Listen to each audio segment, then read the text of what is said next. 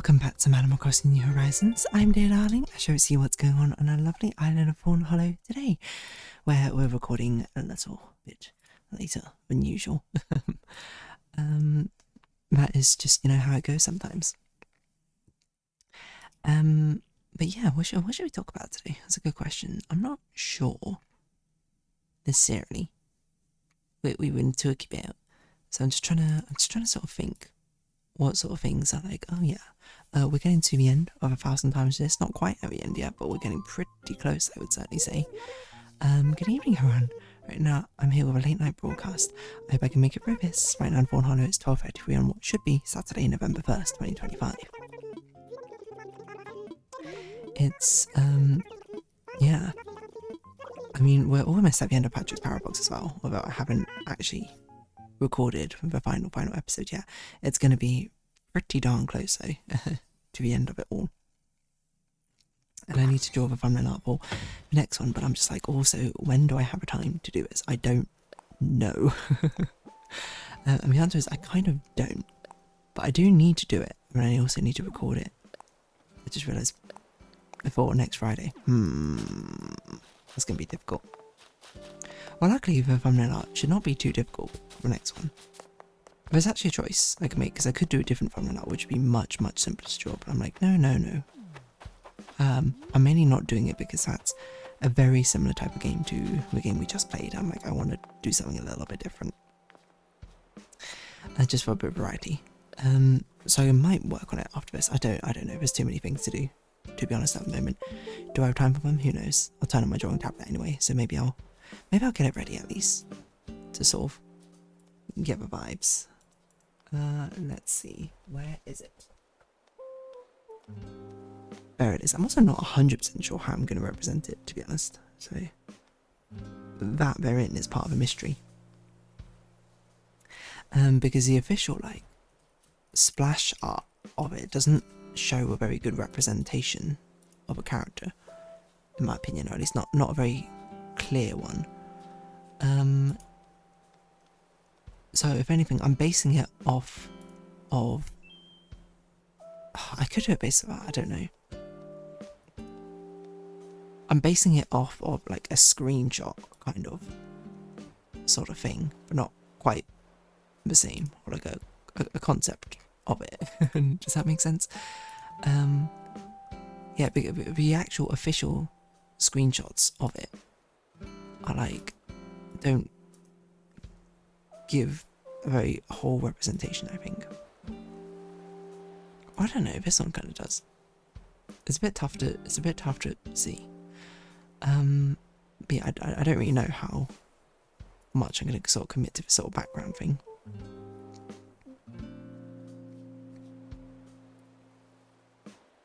Yeah, I'm looking at the official art bit, and it's a lot more abstract. So I'm going to have to do a bit of extrapolation, I think, with the entire thing. But that's okay. That we can do. Extrapolation, totally fine. What we can talk about, though, I don't really know what to talk about today. I'm still trying to look what's going on Arsh's games. Best-selling games between 2020 and 2025. I was watching some interesting videos about tropes from what have I called, overly sarcastic productions, but a great YouTube channel where they do some very interesting dissections of tropes. Great sort of video analysis thing in the background, in my opinion. But it's also the sort of thing where if I'm not paying attention to it properly, I'm just sort of oh, what's going on again? And I'm like, I don't know. Which is obviously, suboptimal, I would say, in regards to actually paying attention to a thing, but so be it.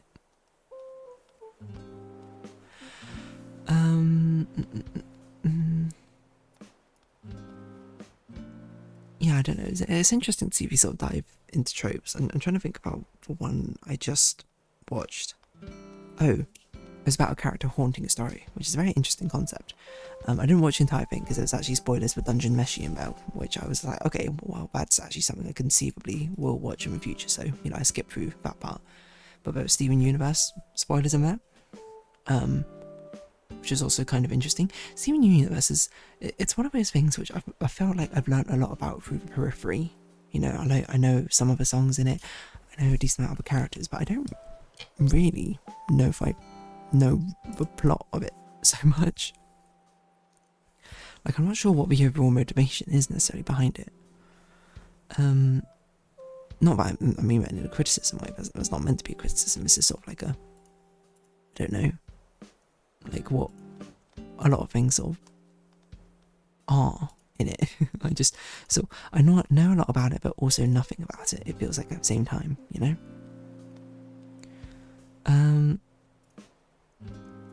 That's basically how I feel about the entire thing. What else are we going to talk about, babe? I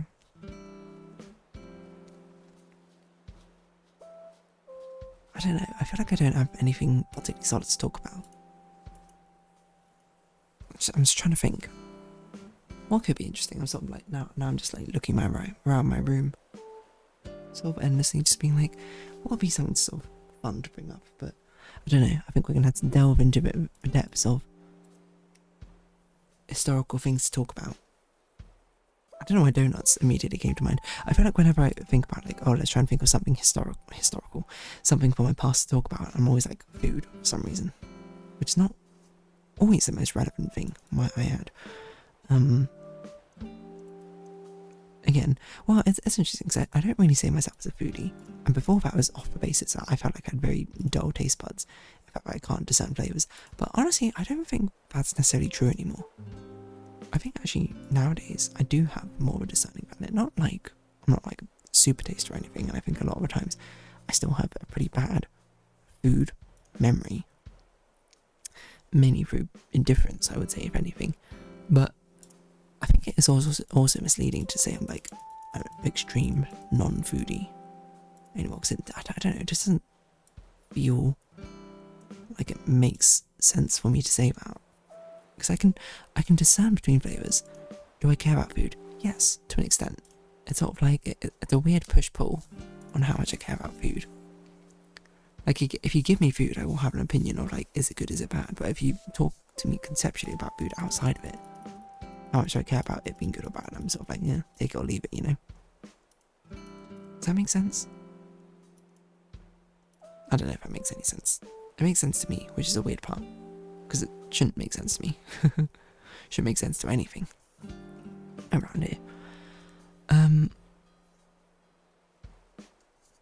But yeah, I mean, it's very interesting to sort of very definitively say my taste buds, or the way I perceive taste, have almost certainly changed over years. I don't know if I've done this, like, taste.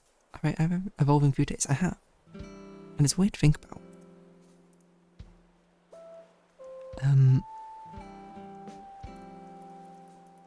Because, like, I feel like, notoriously, when my friends are, I'm known for not being that interested in food. I think a better way to put it is I don't get excited for food, but I do have, like, an okay-ish palate, I think, nowadays. I don't know if it's something I've just been trained for. I don't know if maybe I'm just, me as myself as a person has changed. I generally could not answer you for that. I don't know if there's necessarily a right or wrong answer there either. It just sort of is what it is, you know? There are some things which I'm just like, yeah, it's an appealing thing to take interest in. But then there are other things which are just sort of like, oh, you know, I'd rather take interest in this. And food just ends up being something which falls by the sideline a lot of the times. Not because food is bad or anything. Food is great. It's just, I don't know. The way I interact with food perhaps just isn't as interesting. Or something. Or just like, there's capacity. That it could have been something to interact with more. You know, something which makes up a broader part of my personality. Maybe if I just had better taste buds when I was younger. I don't know why, it's just like nowadays I think I've better taste buds. Or maybe if, whatever memory, instead of being able to like remember people's birthdays and stuff, it remembered the way food tastes. Why doesn't it?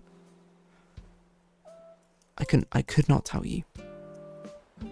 To be honest, I could not tell you what is the motivation behind food being remembered one way or not? It is weird to think about though.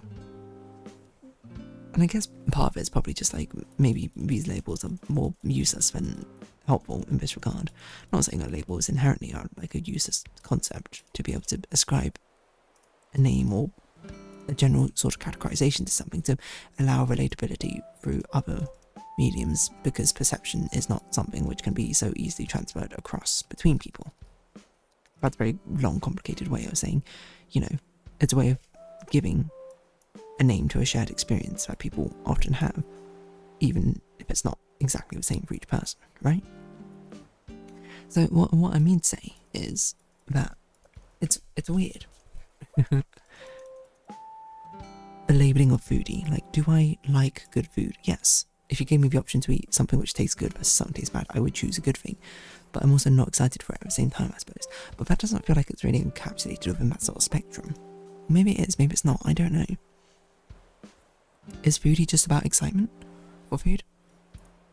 Would you call someone who is very excited for food but also could not discern sweet from salty a foodie? Maybe. Would you be right in saying that? I don't know. I genuinely could not tell you. And I don't know if there's anything there to be sort of mined conversationally. It just is weird to think about slightly, isn't it? Why is that the case? Because in my mind, who is a foodie? Someone who loves food, and you know, I would also assume has some sort of reasonable discerning palate and memory for food.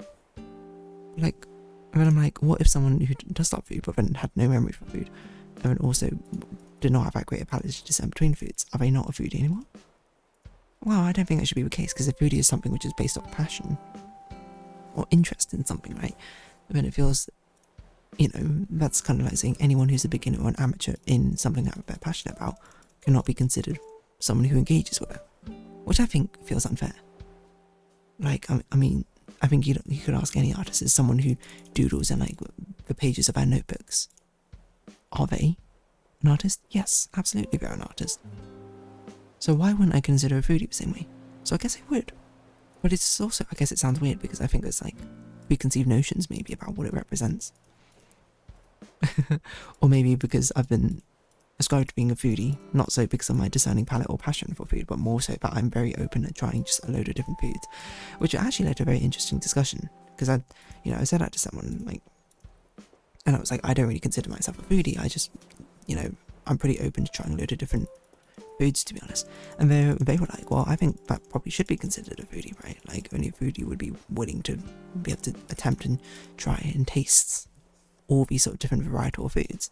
And I was like, that is a fair point. I don't have a refute to that. Like, wouldn't a foodie want to do that? I guess it's just a different type of foodie, right? More so than anything else. So I guess, you know, I'm not really trying to debate it or anything, but it's just sort of like I guess that's sort of just like changed my definition or viewpoint on what could or should or would be considered foodie, right? And foodie, it doesn't have to be literally just foodie. This is just the literal definition I'm using. You know, you can extrapolate it past literal definition of food, right? Or to like any sort of medium, any thing with some sort of interest in it, right? Interest which is separate from ability of engaging with that, right? Am I a foodie for being able to try, or being willing to try many different types of foods? Or am I not a foodie? It's my lack of passion for foods in the first place. I don't know. And as someone once said, for someone who does not call himself or consider himself a foodie, you sure talk a lot about food. And I'm crossing that is 100% true.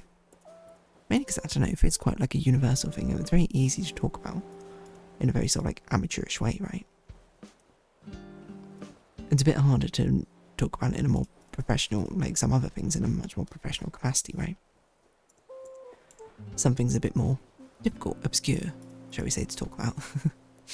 Can I talk about music so casually? I wish I could, but at the same time it's pretty difficult. I thinks it's so casually just talk about music in a way that, you know, anyone and everyone can engage with, right? Or that sort of inherent understanding. I don't know.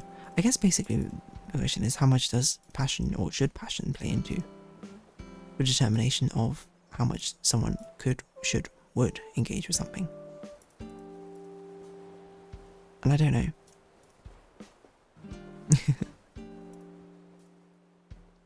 Because it makes sense with extreme examples.